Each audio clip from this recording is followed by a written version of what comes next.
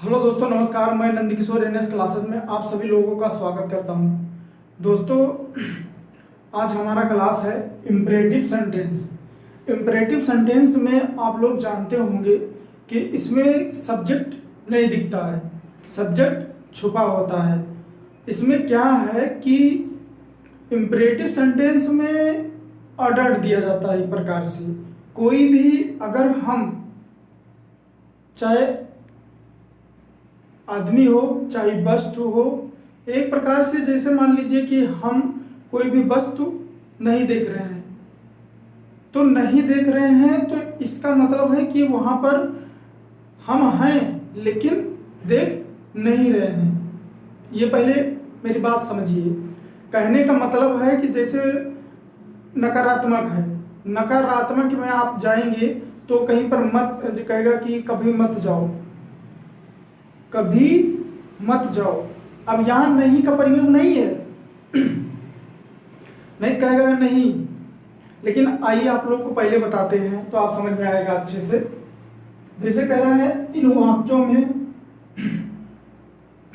वाक्यों में आज्ञा,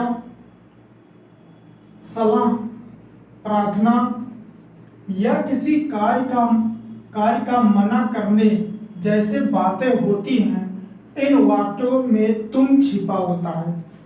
अब देखो इसमें क्या है, कह रहा है इसमें आज्ञा, सलाह और प्रार्थना करना, ये सब मना करने जैसे बातें होती हैं। और कह रहा है यूं छुपा होता है। देखो इनमें ये नहीं रहेगा कि तुम काम करते हो या नहीं करते हो, वह खाना खाने गया, वह रूम में गया, ये सब नहीं होगा। यहां पर सीधा सीधा होगा। आओ आपको पहले अंग्रेजी अनुपात के नियम बताते हैं। कह रहा वाक्य को वर्ब की first form do not, never, please, always या काइंड से शुरू करते हैं। ये ध्यान देना है। इसमें कह रहा है कि सबसे ज्यादा इंपॉर्टेंट ये लाइन है, इसमें है कि वाक्य को वर्ब की first form do not, neighbour, please, always, kindly से शुरू करना है। कह रहा सब्जेक्ट यू को नहीं लिखा जाता है। अब इस पर आ जाइए। अब कह रहा है कि do not, neighbour, always, kindly. देखो इसमें यही समझना है, मेन यही है। आपको अगर आप समझ गए कि इसमें हमको यहाँ पर डू नॉट कहाँ यूज करना है, कहाँ नेबर यूज करना है, कहाँ पर हमको मतलब कि काइंडली यूज करना है, कहाँ पर हमको प्लीज यूज करना है। ठीक, देखो अगर कृपया तो आप जानते हैं रिक्वेस्ट हो रहा है। अब कहीं पर आ गया नहीं, मत करो, कोई काम मत करो, तो वहां पर आप लगाओगे डू नॉट। क्या लगाओगे? Do not. देखो वो खुद कह रहा है मत करो, ये नहीं है उसमें ये कहेगा तुम मत करो, वो सीधा सीधा बोल देगा ना, ऑर्डर देगा ये काम मत करो, तो क्या करोगे? इसमें do not do the work. ये अपनी तरफ से मतलब कि एक प्रकार से हमें बोलना है कि हमें ये नहीं कि इसमें सब्जेक्ट दिया रहेगा, हर चीज दिया रहेगा, इसमें ऐसा यूज नहीं है। ये थोड़ा हट के है। इसको ये समझ लीजिए चाहे आप समझे कि ऑर्डर दे रहा है, चाहे रिक्वेस्ट कर रहा है, चाहे सलाह दे रहा है, चाहे प्रार्थना कर रहा है, ये आपके दिमाग में होना चाहिए इम्परेटिव सेंटेंस के लिए। ठीक, ये चार पांच बातें अगर आपको याद हैं तो आपको इसमें दिक्कत नहीं होगी। अब इसमें जो है, आइए आपको हम पहले बताते हैं। कह रहा सब्जेक्ट यू को नहीं लिखा जाता है। अब देखो इसमें क्या कह रहा है, कह रहा है कि कृपया बैठ जाओ, कृपया बैठ जाओ। अब देखो कृपया बैठ जाओ, इसमें क्या कह रहा है? कह रहा है कृपया बैठ जाओ, रिक्वेस्ट कर रहा है। तो अब कृपया की मतलब क्या है? प्लीज, यही तो लगेगा। अब इसमें जब कह रहा है कृपया बैठ जाओ, कह रहा है रिक्वेस्ट कर रहा है प्लीज बैठ जाओ, तो क्या हो जाएगा प्लीज सिट डाउन। बस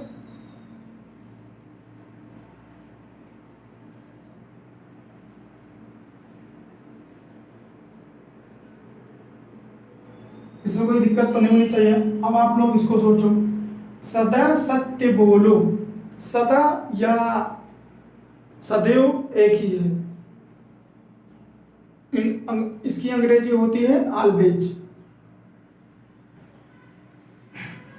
देखो कह रहा है कि सदा सत्य बोलो, यही समझना है, यही मेन पॉइंट है यही सब, कि अगर आप समझ गए, यहाँ पर हमने बता दिया कृपया बैठ जाओ, कृपया बैठ जाओ मतलब है प्लीज सिट डाउन, ठीक, ये आपको आना चाहिए। सदा सत्य बोलो तो क्या लिखोगे ऑलवेज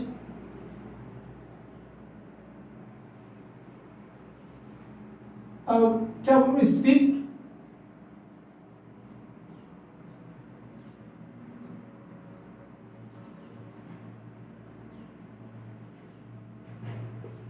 स्पीक द ट्रूथ, ठीक। पहले भैया हम बता दिए हैं always, please, neighbour, do not, kindly से शुरू करते हैं। ये आपको ध्यान, अगर आपको ये पता हो गया, देखो आपको भी इसमें सेंटेंस में समझना होगा कि कहाँ पर सलाह हो रहा है, कहाँ पर रिक्वेस्ट हो रहा है, कहाँ पर मतलब कि प्रार्थना की जाती है, प्रार्थना हो रहा है, कहाँ पर क्या नाम कहते हैं दयालुता कही जा रही है का। और एक बात, कहाँ पर हिंदी में भी यही दिमाग दौड़ाना है, कहाँ पर कृपया की बात है, कहाँ पर सदैव की बात है, ये सब आपको आना चाहिए। अब इनमें इसको आप बोलिए, देखो मत की बात आया है, मत, अब ये बोला है डू नॉट, तो मत की बात है, क्या मतलब है, इसका मतलब है कि निगेटिव बात कर रहा है, लेकिन जो है नियम बोलता है कि डू नॉट नेबर से शुरू करोगे, और नेबर और डू कहां प्रयोग करोगे पता है, जिस सेंटेंस में कभी नहीं सॉरी, जिस सेंटेंस में कभी नहीं की बात होगी वहां पर नेबर प्रयोग होगा, और जहां पर मत होगा नहीं होगा वहां पर डू नॉट प्रयोग होगा। समझ में है? फिर से बताएं, देखो जहां पर कभी कभी अगर निगेटिव है जहां पर कभी नहीं तो वहां पर नेबर, और जहां पर मत, जैसे मत करो काम, मत जाओ, तो ये सब में क्या लगेगा डू नॉट। समझ में आ गया? अब यहाँ क्या लगेगा, ये देखो आ गया है कभी, अभी हम बताते हैं। तो यहाँ पर क्या लिखोगे, यही 4-5 अगर समझ लिया तो ये समझ लीजिए आप पूरा ट्रांसलेशन समझ लीजिए। इसमें है कुछ नहीं, सिर्फ 4-5-6 अगर के टाइप के, देखो ये पहला टाइप था, ये थोड़ा दूसरा टाइप था, ये भी तीसरा टाइप है, ये तो एक सिंपल है जैसे ये है। अब ये चौथा क्या नाम, ये सॉरी पांचवा भी अलग रूल पर है, इसलिए मैं सबका एक एक एग्जाम्पल लिखा हूं, ज्यादा हम वो लिखते रहेंगे कोई मतलब है नहीं, ठीक।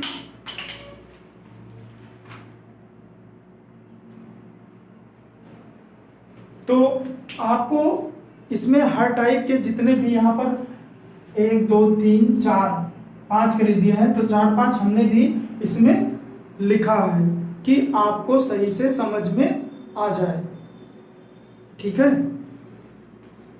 एक चीज हमें थोड़ा डाउट होता है कि डू नॉट और नेबर, कुछ बच्चे क्या होता है कि नहीं की जगह नेबर लगा देते हैं और कभी नहीं की जगह वहां पर डू नॉट लगा देते हैं, ये आपको ध्यान देना है। अगर देखो कहीं पर मत आए, पहले देखो एक 60 में लिख रहे हैं जिसे बोले मत खोलो, तो ये मत के लिए आप डू नॉट लगाओगे, क्या लगाओगे डू नॉट। ये ना सोचो कि बस खाली मत के लिए लिखा है, नहीं, देखो कह रहा है दरवाजा मत खोलो, तो ये आपके लिए है मत के लिए, ठीक। एक 60 में बता रहे हैं कि आप देखो उसको तुरंत समझ जाओ, ठीक।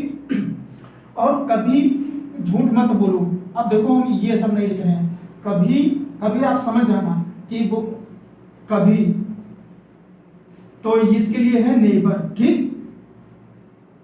ये आपको पता होना चाहिए, इसीलिए क्लियर कर दे रहे हैं। जब तक क्लियर नहीं रहेगा आपका, तब तक आप इसमें गलती करने के ज़्यादा चांस रखेंगे। तो इसलिए आपको क्या करना है,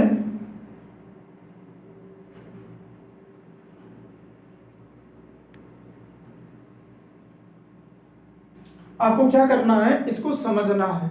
फिर से आइए एक बार हम फिर से एक बार इसको समझा रहे हैं, ठीक। देखो, कृपया बैठ जाओ।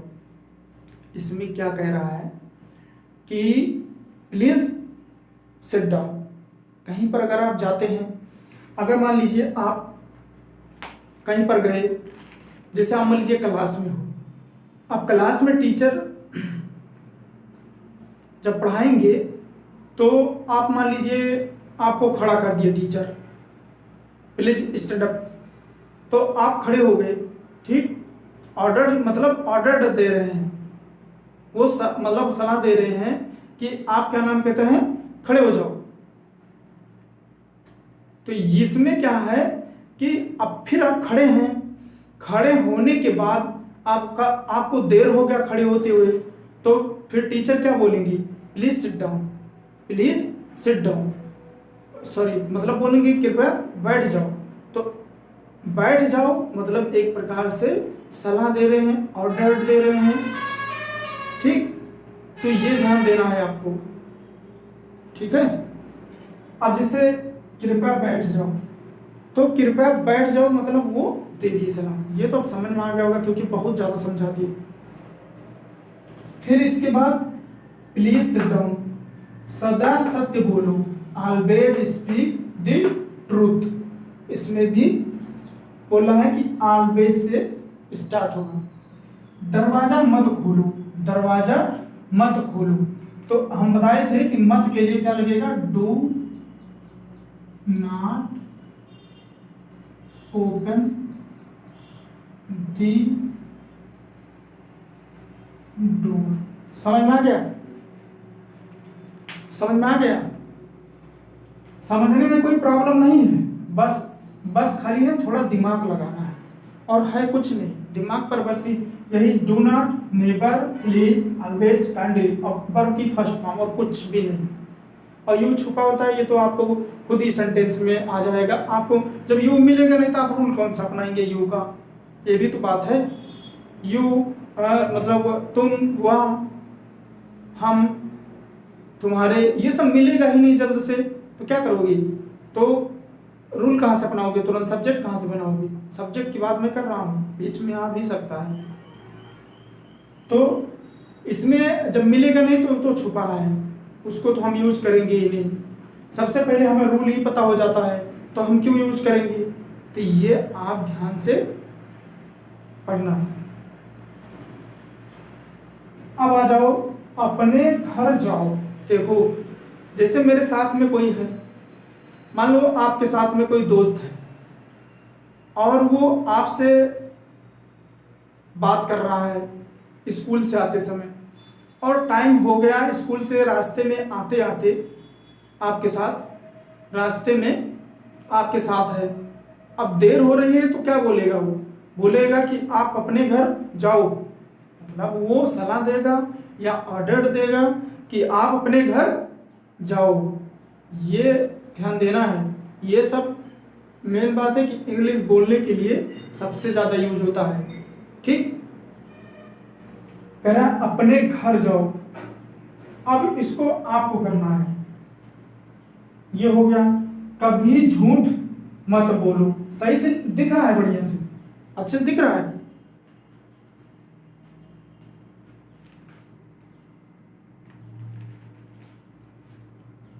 ठीक है, अपने घर जाओ, कभी झूठ मत बोलो।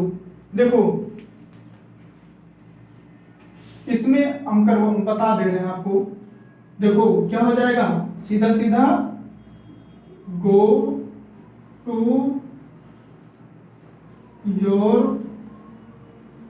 होम। समझ में आया? देखो, go to your home, your का मतलब होता है अपने, ये ध्यान देना है। गो टू योर होम, और टू क्यों लगा दिए, क्योंकि गतिशील अवस्था में अगर कोई भी वस्तु है या व्यक्ति है तो उसमें ज़्यादातर व्यक्ति में लगता है, ये सब लोग क्योंकि व्यक्ति ही ज़्यादा जाता है, तो उसमें क्या होता है कि टू लगाया जाता है। ठीक, इसमें चारों में कोई प्रॉब्लम अगर होती है आपको समझने में तो आप तुरंत कमेंट कर सकते हैं, हम उसको दोबारा पढ़ाएंगे, पूरा पढ़ाएंगे, थोड़ा नहीं पूरा पढ़ाएंगे। नेक्स्ट पर आ जाओ, कभी झूठ मत बोलो। देखो अब यही आ गया नेवर की बात, कभी झूठ मत बोलो। अब इसमें क्या है, नेवर ट्रू एलर, पूरा पूरा आ गया। देखो एक चीज हम आपको ये भी बता दे रहे हैं, जैसे कभी झूठ मत बोलो मतलब नेगेटिव है ना, तो इसमें क्या है, जैसे बोलता है कभी झूठ मत बोलो, इसमें छिपा क्या है, नहीं, इसमें थोड़ा दिमाग लगाना है। जैसे मान लो कोई भी अगर हम मतलब बोलते हैं कोई भी सेंटेंस, जैसे यही सेंटेंस नहीं, जैसे कोई भी सेंटेंस अगर आपके सामने इसमें एक आता है लेकिन मैं बना के दूसरा बता रहा हूं, जैसे कहे कि मेरा दोस्त मेरे सामने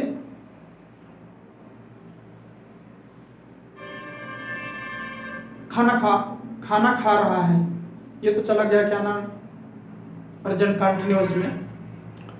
देखो खाना खा रहा है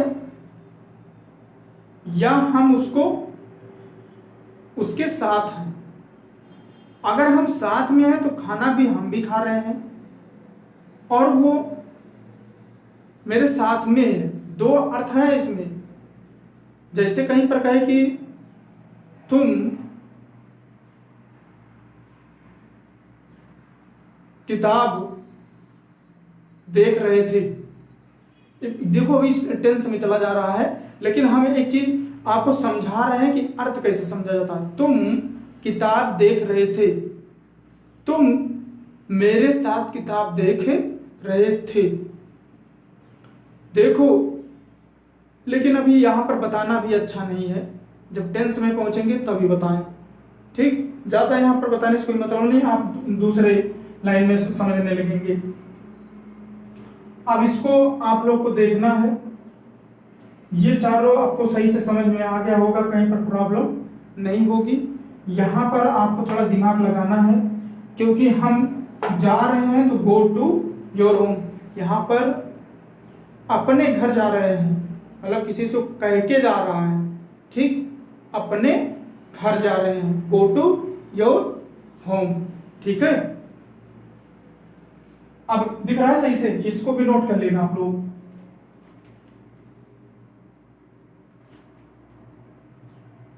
ये नोट कर लेना, मतलब 60 में आपके समझने के लिए। इसमें आ जाओ, अब देखो इसको समझना आपको सही से, ठीक है, एक एक समझना। नेबर कभी कभी मतलब कभी झूठ मत बोलो, तो क्या लिखोगे, नेबर। अब बोलने क्या लिखेंगे, टेल। ए लाई मीन्स झूठ।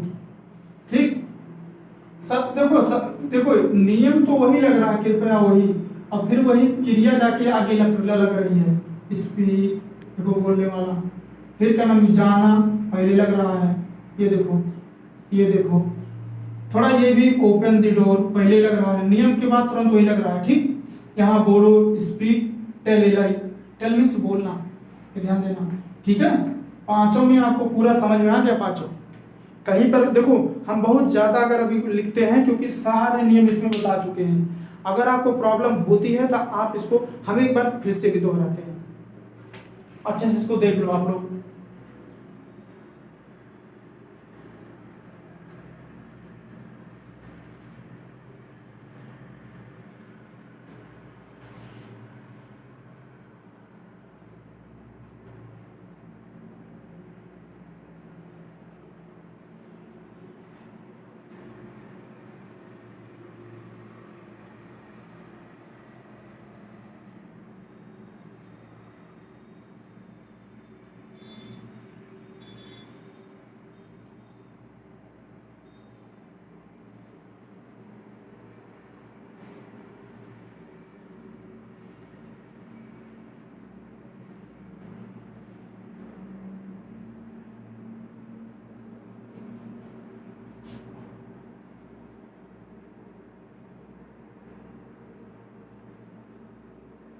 देखो इसमें